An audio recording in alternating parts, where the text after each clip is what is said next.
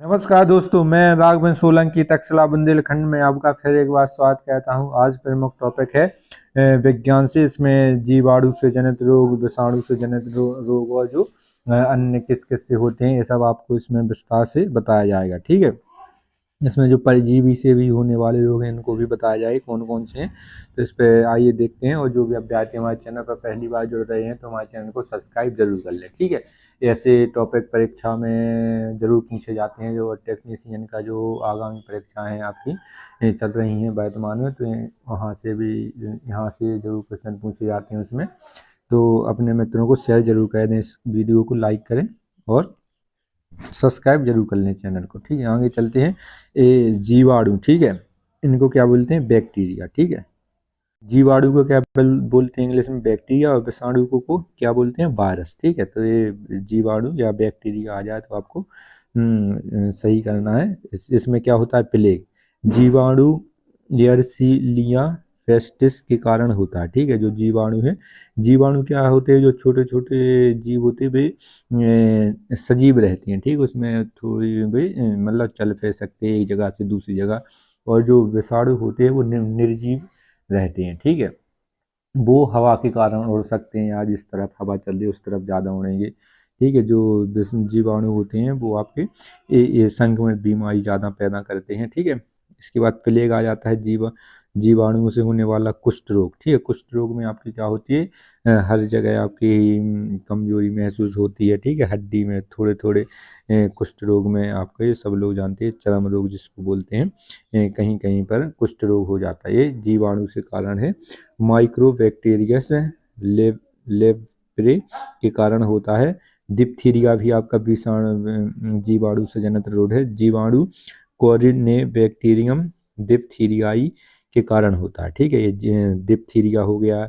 ये डिप्थीरिया आपकी पेट की बीमारी है। ठीक है, डिप्थीरिया हो गया, कुष्ठ रोग हो गया। कुष्ठ रोग पूरे शरीर में कहीं भी हो सकता है। ठीक है, इसके बाद आपका प्लेग हो गया। ये जीवाणु से जनित रोग है। हैजा हो गया। ठीक है, हैजा क्या है? जीवाणु विप्रियो कॉलेरी के कारण होता है। तपेदिक, इसको क्षय भी कहते हैं। ठीक है, इसका क्षय या इसको तपेदिक कहते हैं, जिसको आमतौर पर टीबी कहते हैं। इसका टीबी का फुल फॉर्म क्या होता है? Mycobacterium tuberculosis. ठीक है, ये आपका जीवाणु से होता है, के कारण होता है। ये जीवाणु जनित रोग है। टीबी आपको पहले आपने 10 साल पहले या 15 साल पहले देखी होगी, या किसी न किसी को आपके मोहल्ले या गांव में टीबी हो जाती थी। लेकिन अब इसके इतने ज़्यादा केस नहीं आते हैं। ये समाप्त होने की कगार पर चल रहा है। कुछ दिनों में 2025 तक या 2030 तक जो आपका टीबी है, इसको भारत मुक्त घोषित कर देगा। अभी तो मुक्त घोषित नहीं हुआ है, लेकिन 95% ये खत्म बीमारी हो चुकी है। ठीक है, इसके बाद टिटनेस है। जीवाणु क्लोस्ट्रीडियम टिटेनी के कारण होता है। ठीक है, टिटनेस को कौन सा रोग भी कहते हैं? लॉकजा कहते हैं इसको। कौन सा? लॉकजा। लॉक जा, इसमें पूरा लॉक आपका जबड़ा टाइप के लॉक लग जाता है। इसमें आपकी हाथ पांव टेढ़े हो जाते हैं। ठीक है, टिटनेस ज़्यादातर लोहे की जो जंग लगने वाली वस्तु है, जैसे लोहे की वस्तु लग जाती है आपके किसी भी जगह शरीर में, तो उससे आपको टिटनेस की बीमारी हो जाती है। ये भी आप टिटनेस के टीके हो गए, हैजा के टीके हो गए। ठीक है, खसरा, ये सब टीके लगने लगे हैं, इनके बचपन में ही लग जाते हैं, तो इससे अब ज़्यादा प्रभाव नहीं पड़ता। और ये अब समाप्त की ओर जा रही है, बीमारी पूर्ण रूप से समाप्त ही हो चुकी हैं।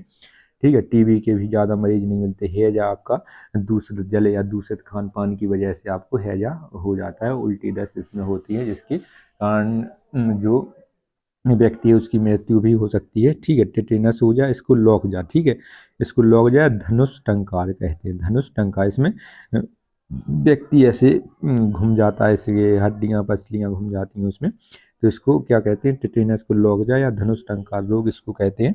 इसके बाद आ जाता है टाइफाइड। टाइफाइड, जैसे आपको धीरे धीरे बुखार चढ़ रहा है, आप खाना भी खा रहे हैं फिर भी बुखार चढ़ रहा है 15-20 दिन, तो वो धीरे धीरे टाइफाइड का रूप ले लेता है, जिसके धीरे धीरे टाइफाइड के बाद आपको निमोनिया हो जाता है, जिसमें फेफड़े आपके कमजोर हो जाते हैं। ठीक है, तो टाइफाइड जीवाणु जनित साल्मोनेला नेला फी के कारण होता है, ठीक है। टाइफाइड हो गया, जो ये बात आराम से समझे कि जो जल्दी आपको रोग हो जाते हैं, जो आपको किसी के खाने से, किसी के लगने से या किसी के जो तत्काल प्रभाव देते हैं, वो आपके जीवाणु से होते हैं, ठीक है। आपको हैजा होगा, जैसे आपने दूषित खाना खा लिया, दूषित पानी पी लिया, तो आपको 1-2 दिन में इसका परिणाम देखने को मिलेगा। लेकिन जो वायरस बीमारी होती है, आज घुसा वायरस 6 महीने बाद इसका प्रभाव दिखेगा, तो इसमें वायरस वाली बीमारी होती हैं, विषाणु द्वारा जनित रोग होते हैं, वो धीमा प्रभाव कहते हैं। लेकिन जो जीवाणु जनित रोग हैं, इसमें क्या है, वो तत्काल प्रभाव देते हैं, ठीक है। जैसे प्लेग हो गया, ये आपको तुरंत दिखेगा, कुष्ठ रोग है आपको दिखेगा, डिप्थीरिया आपको तुरंत दिखेगा, हैजा आपने खाना खाया और तुरंत इसका प्रभाव दिखने लगेगा। तो जीवाणु जो रोग होते हैं, इससे वो तुरंत प्रभाव देते हैं। तपेदिक हो गया इसका। आगे देखते हैं विषाणु से होने वाले रोग, ठीक है। विषाणु से होने वाले रोग आपके कौन कौन से हैं? यहाँ पर आपके पोलियो आ जाता है। पोलियो वायरस के कारण होता है। आपके पोलियो किसके कारण? विषाणु के कारण होता है, ठीक है। पहले आप लोगों ने देखे होंगे जो पोलियो के 30-35 साल के जो इसके पहले जो व्यक्ति हैं, इसमें पोलियो की ज़्यादा शिकायत मिलती है। किसी का हाथ कमज़ोर है, किसी का पाँव कमज़ोर है, या किसी का एक ही धड़ कमज़ोर है, ठीक है। तो इसमें बैसाखी से चल रहा है, कोई साइकिल से चल रहा है, तो इसमें ये बीमारी पहले ज़्यादा देखने को मिलती है। लेकिन अब भारत इससे मुक्त होने जा रहा है धीरे धीरे पोलियो से। इसके बाद आ जाता है, कौन सा आ जाता है आपका? मम्स, ठीक है। मम्स या गलसुगा, मम्स या विषाणु से भी होने वाला रोग है। मम्स आप लोगों ने देखा होगा, जैसे व्यक्ति का ये उसके दांत हैं, इसके जब जबड़ा नीचे जो जबड़ा है और कान के नीचे बीमारी होती है, तो गलसुगा जिसे मम्स कहते थे। ये बीमारी आपको 30-35 साल देखने या 15-20 साल इसके बाद देखने को मिलती थी। 1900 के दशक में ये बीमारी ज़्यादा फैलती थी, लेकिन अब ये भी बीमारी कम हो चुकी है, ठीक है। अब इतने वैक्सीन चल गई हैं, इतने आपके दवाइयाँ चल गई कि ये सब बीमारी समाप्त हो चुकी हैं, ठीक है। इसके बाद आ जाता है खसरा। खसरा भी आपका विषाणु से होने वाला एक प्रमुख रोग है, विषाणु से उत्पन्न होता है। जो इसमें खसरे के इंजेक्शन बच्चों को भी लगाए जाते हैं, जिससे कि ये बीमारी और ज़्यादा ना फैले, ठीक है। मम्स हो गया, पोलियो हो गया, ठीक है। पोलियो तो आप लोगों को सबको पता है, तंत्र को प्रभावित करता है पूरे रूप से। कहीं भी आपका पोलियो हो सकता है, किसी का दिमाग कमज़ोर हो जाता है, किसी के हाथ पांव कमज़ोर हो जाते हैं, ठीक है। मतलब जो नर्वस सिस्टम है, इसको पूरा कमज़ोर कर देता है आपका पोलियो। इसके बाद आता है परजीवी, पर परजीवी रोग, ठीक है। परजीवी रोग क्या होते हैं? परजीवी वह जीव होते हैं जो दूसरे जीव के ऊपर रहकर, दूसरे जीव के शरीर के ऊपर रहकर अपना भरण पोषण करते हैं। जैसे मच्छर हो गया, परजीवी है, ठीक है।